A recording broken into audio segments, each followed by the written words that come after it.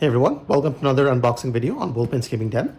Today we'll be unboxing the game Praga Caput Regni, designed by Lade Masucci and published by Delicious Games and Rio Grande Games. At least the version that I have is put out by these publishers. It is a game that I was able to try it out online. I did enjoy it quite a bit, so I'm looking to get more plays of this game in. I'm generally a fan of his designs anyway. Plus, when we were playing online, we noticed that there were some very interesting components within the board itself. So I'm interested to find out what the actual physical components look like in the box itself. So without much further ado, let's crack into it. Before we take the shrink wrap off, a couple of comments on the artwork. It is, of course, at heart a Euro game. So the theme and the artwork does reflect that quite a bit and is what you might expect for an Euro game as is. The picture over here sort of like gives you a bit of background, I assume, of Prague back in the, well, whenever the era the game is based on. And if we quickly turn it over and look on the other side, you will see that it sort of like gives you a quick overview of the board components and whatnot.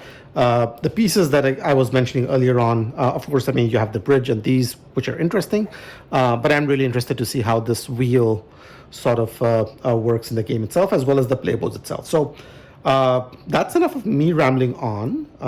The game is designed for 1 to 4 players, and it is expected to be played in roughly 45 to 150 minutes. So with that said, let's crack into it and see what's inside the box.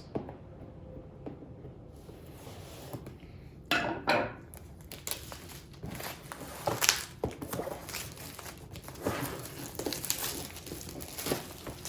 right, so with the shrink off, here we have the front of the box, and we'll dig into it and see what's inside.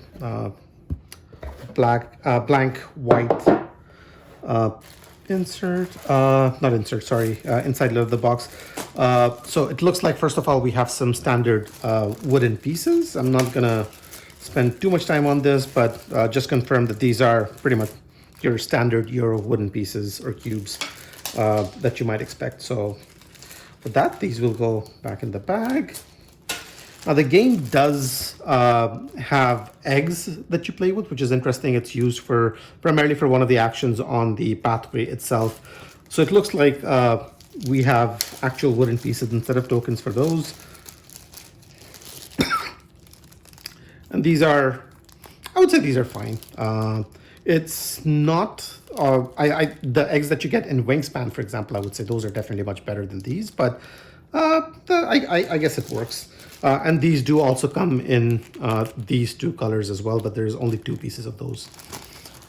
So with that, those are the eggs. Now these are pieces that I assume will be used to sort of like put on some of the wheels on the boat. So we'll come to these perhaps a little bit later on. These, I guess, are some of the player pieces. And again, these are wooden pieces as well. So these are individual player pieces. These are the guys who will sort of like go along the pathway doing certain things. This, I assume, is probably the points marker. And then these cubes go on the wheel on the side of the board itself, I think, if I remember correctly. But again, standard components for what you might expect in the box itself. So we'll put these aside for now. Next up, we have the rules of play, so sort of like a rule book.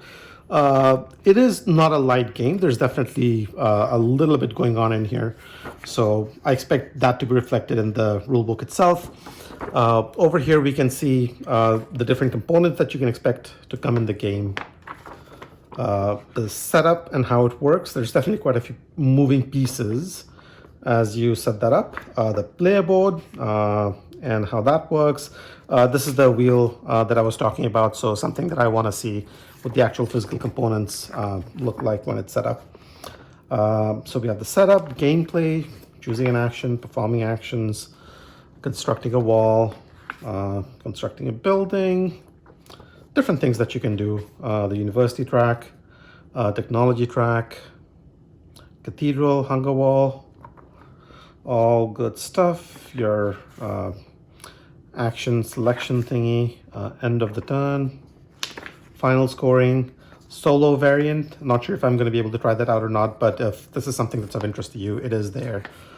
Notes on timing, history. So that's nice. It gives you a little bit of historical background and context of when the game is set. So we had talked about the picture of the box right over there and the era it belonged in. So it looks like Charles the Fourth is a figure over here, and they were in charge 1346 to 1378. So 14th century basically is the setting of the game, if that's something that you were hoping to figure out. And then, of course, description of the technology track. Now, this I found as we were playing the game is pretty interesting because you will probably be referring to this at least for your first couple of playthroughs. Once you get a little bit more familiar with it, it's probably going to be second nature, but expect this to be passed around quite a bit as you're playing your first few games. So there you go. Overall, attractive design, lots of visuals. Hopefully, it's easy to learn by reading the rulebook as well. So that's the rulebook for this.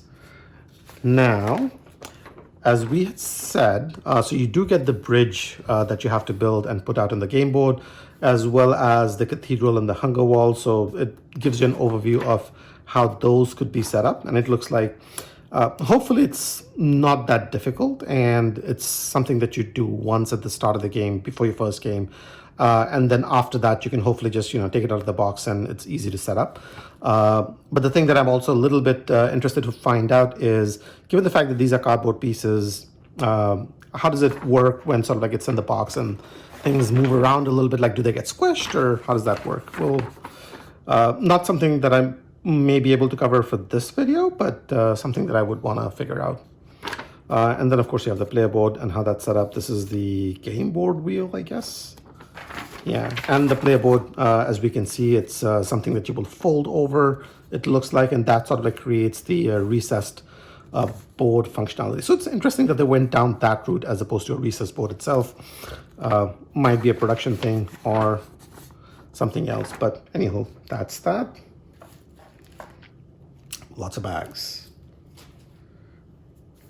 And then we have our rule reference sheets. Now, there's two of these, it looks like, unless there's more underneath it, but it looks like there's just two of these in the game.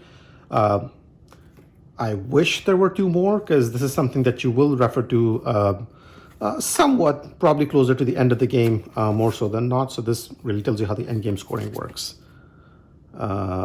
Yeah. So keep in mind, there's two of these. Put it between, if you're playing a 4-player game, you might need to share and all that good stuff. All right, next up, we have all the different cardboards, and oh dear, it's quite a bit of them. So this is the player board. We'll come to this perhaps at the very end. So I'm gonna put this over to the side. Let's have a look at what kind of boards we get. So first off, this I assume are some of the pieces that will go on either the cathedral or the bridge itself. Or the hunger wall. So these are ones that you would need to put out in some capacity or the other. It looks like they're punching out well. Thickness is good. It looks a little warped, but not too bad. I'm guessing it's just a function of how long it might have been in here and all that stuff. How easy or difficult, whoops, did not mean to punch that out. But let's see how easy or difficult this is to punch out. And overall, maybe I spoke too soon. Oh, I didn't. Not too bad.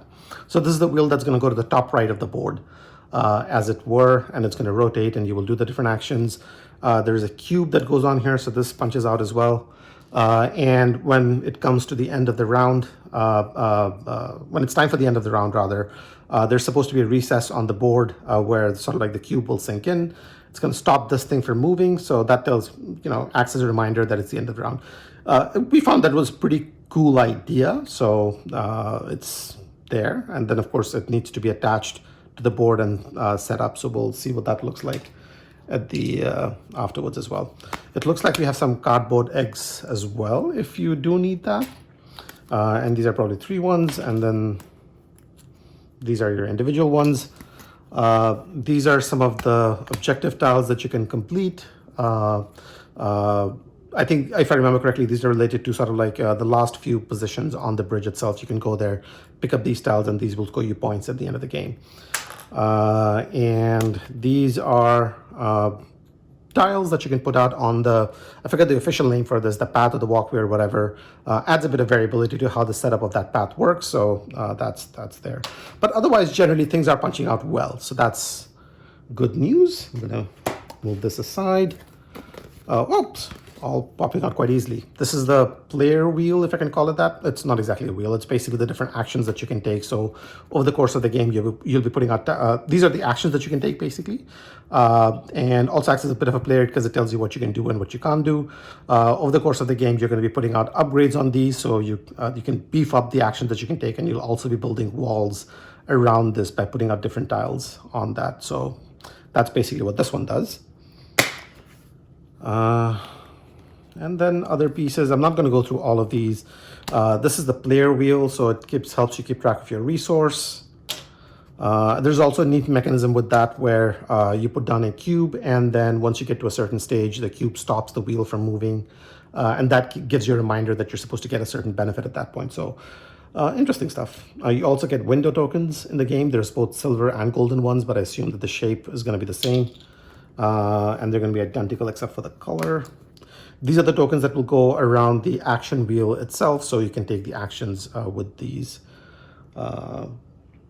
Overall, I'm going to put this aside for now. Overall, it's punching out quite well. I'll just show how this one works in relation to this. So this is going to go like that, like so. Sorry, there we go, like so. And then, of course, as you take the action, you're going to move it out, put it on a spot, particularly aside. All of these gives you 2 options for actions that you can take. So you're going to pick it up and effectively choose one of the 2 on that. Different tiles to put out on the cathedral and the hunger track, I assume. So these are the pieces that are going to need to be built. So these are all punching out well. I'm not going to spend too much more time on that. Let's put that aside for now. Now these are tiles. So these are buildings. So this is a building. And this is a wall that you can build. The wall is built around your player action thingy that we had a look at earlier on. And these are things that you can build out on the board itself. With the end objective, of course, of getting certain benefits and getting points. Again, good quality tiles, punching out quite well. Yeah, nice. These are the silver windows. So we had the golden ones, and these are the silver ones. These are going to precede the game board, and effectively they will tell you the points or the bonuses or benefits that you will get when you're building tiles around it. So that's what these guys do. And then these are different, I actually forget the name for these, but as you're moving up either on the hunger wall or the cathedral, they will score you multipliers for these tokens that you can collect over the course of the game. So effectively it's another way for you to get points.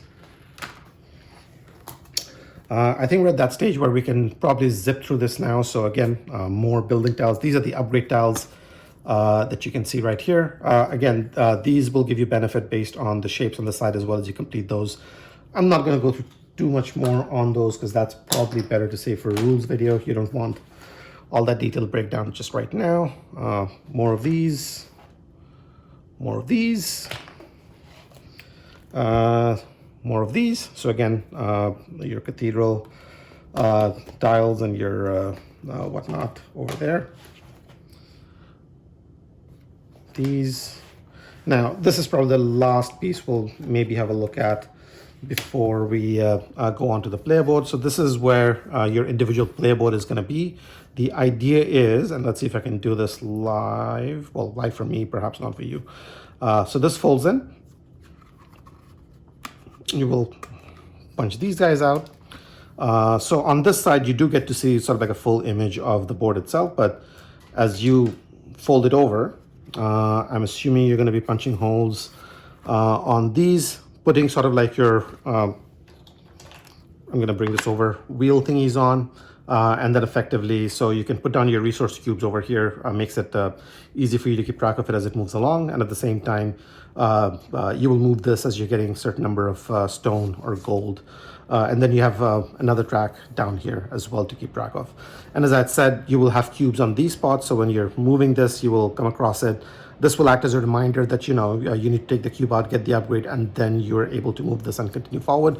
I found it's an interesting mechanism. It's just because, I mean, at the end of the day, we're humans. You tend to forget small rules and finer details as you're immersed in the game itself. So, you know, you may forget to take a certain benefit or whatnot. This helps you stay on top of that, basically. More player boards. These are some of the upgrade tiles that you can get over the course of the game. They give you either some sort of an ongoing benefit or a one-off benefit based on the level you get it on. So these are level 3 ones. As you can see, they're level 1, level 2, 3, and 4 tiles on these. And then this is the last one, I think. Yeah. Yeah. Right. So we've pretty much seen all of these. Good stuff.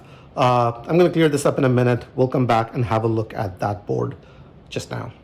All right, folks. So having made a bit of space, now it's time we start looking at the main game board itself. Now, so it's first things first. It's not double-sided, but on the back side, you do get some artwork that lays out the name of the game itself, and it's a decent-sized board. So maybe we'll just take a quick look at the back.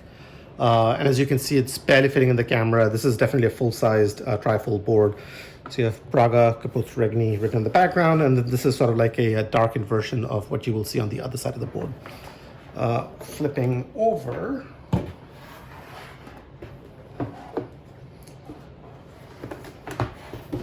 Let's make some space. Oh, this thing is big. All right. Hopefully you can make it out for the most part, and I'll pan it across so that we can get a good look on it. So obviously you have the points rack giving around the corner. You have the spots where the different building tiles can be laid out.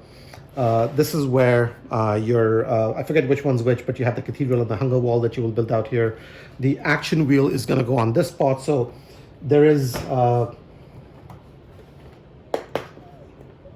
this is probably officially the first time that I'm punching out pieces on the main playboard itself. Is it actually, I take that back. This might not be the first time, but it's definitely one of the rare times I'm punching out pieces from the main playboard itself. So this is where we're going to build out the action wheel that will rotate. And then this is where, when the cube falls in, it gives you a reminder that it's the end of the turn itself. Generally, the two comments that I will make on the artwork for the game board itself is, one, it looks a little busy. But once you know the rules, it's not quite as bad. I found that the only place where I had a bit of difficulty either making things out or understanding or having some sort of an ease in terms of the gameplay is with these building tiles, because while you have some that will be empty, others that will be sort of like pre-seeded at the start of the game, and then of course you're laying out certain tiles that come along, it is difficult to make out some of the spots. So just keep in mind, but again, it's not too bad. You do get used to it. So could have been better, but it's still all right. But then this is sort of like quite easy to work out generally. Over here, you do build out those 3D shaped cardboard pieces that you will put together for the cathedral and the hunger wall. You don't need to if you think that that's either too much work or it sort of like adds to it makes things difficult from a management perspective. The board here is fully functional as is, so you could just use this and move your cubes up as required. The only thing that I will call out is, as you have those 3D pieces, they do tend to be quite a bit tall on this end as opposed to on this end, so it sort of like gradually scales up. It's not the same height throughout. So if somebody's on the other side and there are cubes on the points marker behind here, you will not get a view on those. Minor quibble, because hopefully you're not going to be there for that long anyway, but something for you to just be aware of on that. But this is really sort of like where you're going to be taking actions every single turn. This is an interesting table because it tells you the amount of turns each player will have left once you trigger the end of the game itself, where the cube moves on to this particular spot right here. You will get some more building tiles, upgrade tiles, and the wall tiles over here, and there are going to be some production upgrade things on this side as well. The artwork is, I'm going to say it's okay. I don't think it's great, but there's a good level of detail on it. So that's definitely commendable on that one. Yeah, so with that, I think that's pretty much everything inside the box itself. We did say that we were going to have a look at these and how this sort of like ties in, but hopefully, if you've seen sort of like wooden those wheels that are put on the board, you already probably have a good sense of that. So I'm going to sort of like save that for this video. But that's pretty much everything that comes in the box itself. I'm excited to try it out and have a few more plays of it. Hopefully you guys give it a shot as well. And that's it for this video. Thanks for watching, guys, and I'll see you in the next one. Take care.